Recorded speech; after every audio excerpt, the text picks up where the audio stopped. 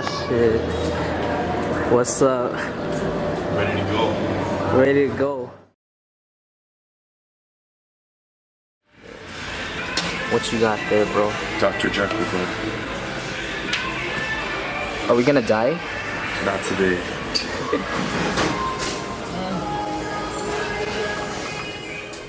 What's up, everyone? It's Coach D here. Coach Alex here. We're going to be working our chests, our shoulders, and our triceps today. We're going to give you some tips and pointers along the way. Hope you guys enjoy the video.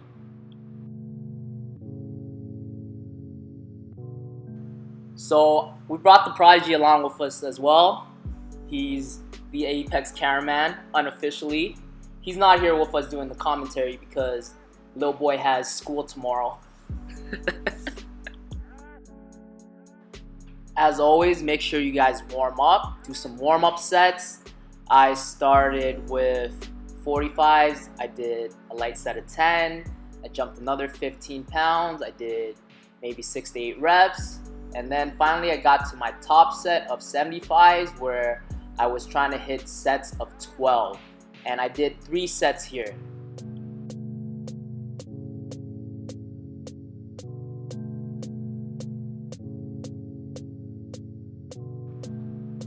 I really like this move and I actually prefer it over the regular shoulder press because I have a bad shoulder and these feel really natural for me.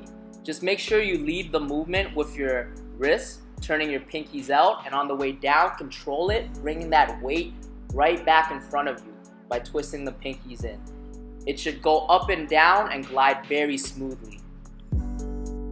I want you guys to see my upper back. See how I'm pressed up against the bench, almost arching? This gives me leverage as well as protects my shoulder. I actually started on a different exercise here. Here I'm doing a behind the neck press on the Smith machine. This exercise tends to get a bad rap. People think it's really dangerous, you could bust your shoulder. This is actually the most natural movement for your shoulder to do. Now I understand that for some, if you have a bad shoulder, this is probably not something you want to be doing just yet. As you guys know, I have a really bad shoulder. So this is not something that I can do, but if my shoulders were healthy, I would definitely give this a try. So if you have the mobility, the flexibility and strength to do this one, definitely give it a try. It's a great shoulder developer. Now when doing something like this, I like to start at the top and unrack from there. I really control the way down and I make a point of not going too deep. Now I use a Smith machine because it's really foolproof. It's not going to fall forward, it's not going to fall backward, and nothing bad is going to happen to your shoulder. And if you feel like you're losing it, you just snap it back on the Smith machine.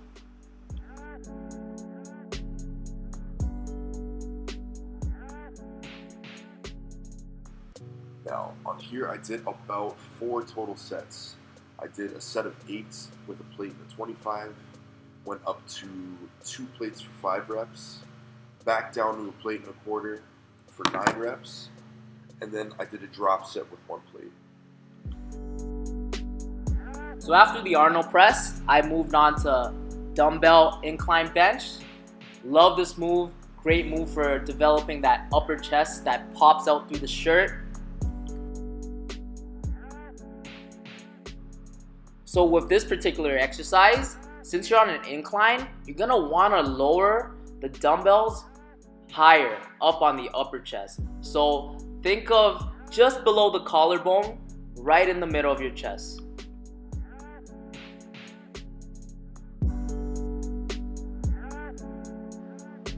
As most of you are aware, I'm currently cutting, and one of the downfall with cutting is that I'm not able to get as many reps as I could before.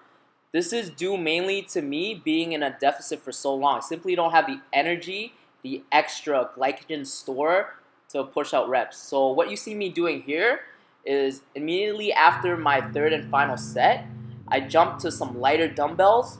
I do a drop set just to get in more reps, more volume. This is one of the methods that I use to keep the intensity up in my training when I can't push the heavier weights for as many reps.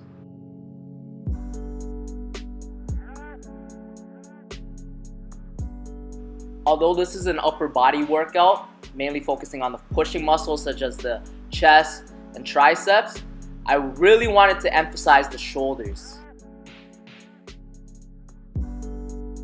Lateral raises, in my opinion, are absolutely crucial for complete shoulder development.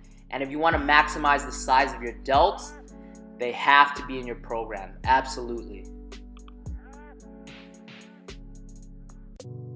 I consider this portion the meat and potatoes of this workout. And I'm gonna hand it over to Coach Alex to explain to you guys what we did today for lateral raises. The method we use here for lateral raises is something called FST7 training. It stands for Fascia Stretch Training 7. This concept was developed by Hani Rambod, and it is absolutely insane and incredibly painful.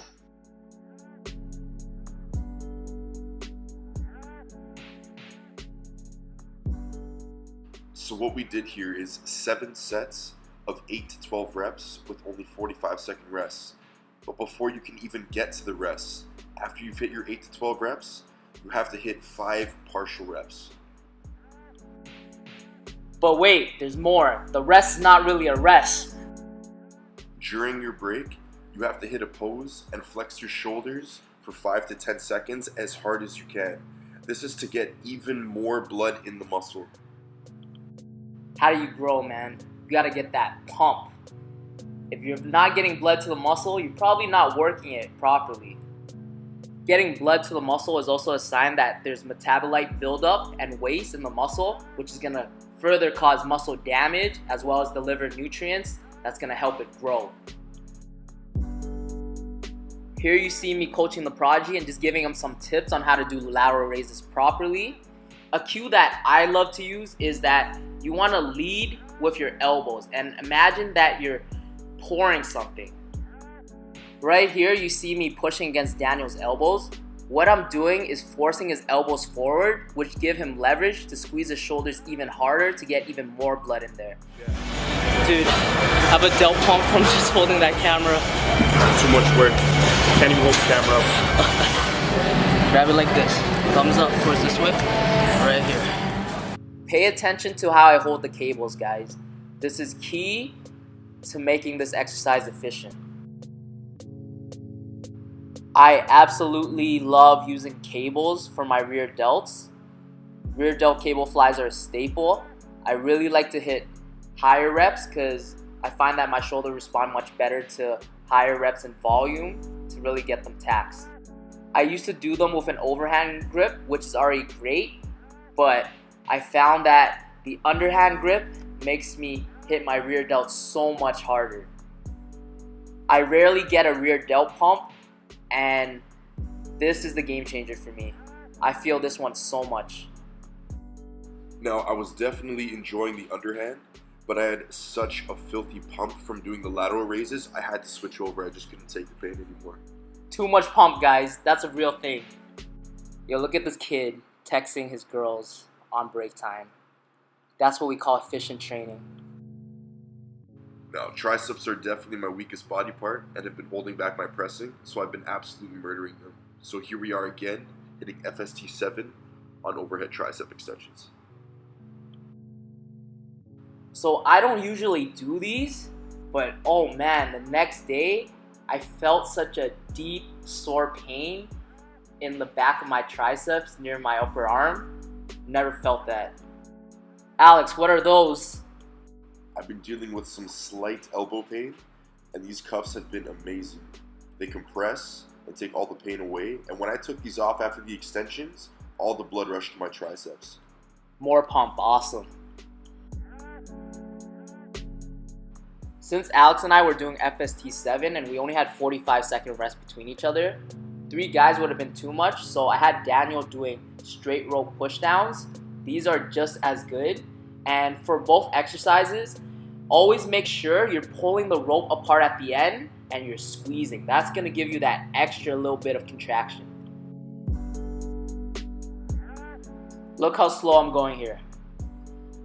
It's controlling the weight back that's gonna make you grow. Always control that weight. My shoulders are something that I definitely want to bring up. It's hard for me to work them because my triceps are so strong and they always seem to take over on pressing movements. I learned this really cool new technique recently that has allowed me to really tax and keep constant tension on my shoulders. Here's what you do. 5 reps bottom half, 5 reps top half, and then finish by doing 5 full reps. Your shoulders are going to be on fire. Give it a try. Take half the weight you would normally use for a strict set of 12 on regular shoulder press and do 3 sets with 90 seconds rest in between. Afterwards, I decided to hit some rope hammer curls. These have been really great for bringing out the outer head of my bicep and adding thickness to my arm.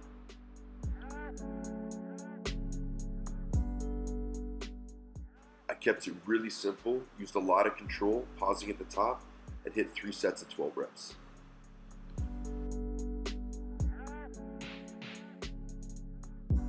Daniel and I found this really nice chest press machine and we finished our workout by doing 3 sets to failure, picking a weight that we could do for 8 to 10.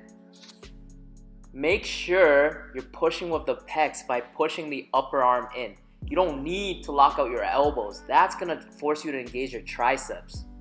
And always go slow on that last rep. Really let that muscle take the load. Shall we? Yo, this really good. Oh my. Alex, why are you so big, man? I eat. So obviously, we had to let you guys know that this workout works. Pump, don't lie. Hope you guys enjoyed the video. Make sure to share and like the video.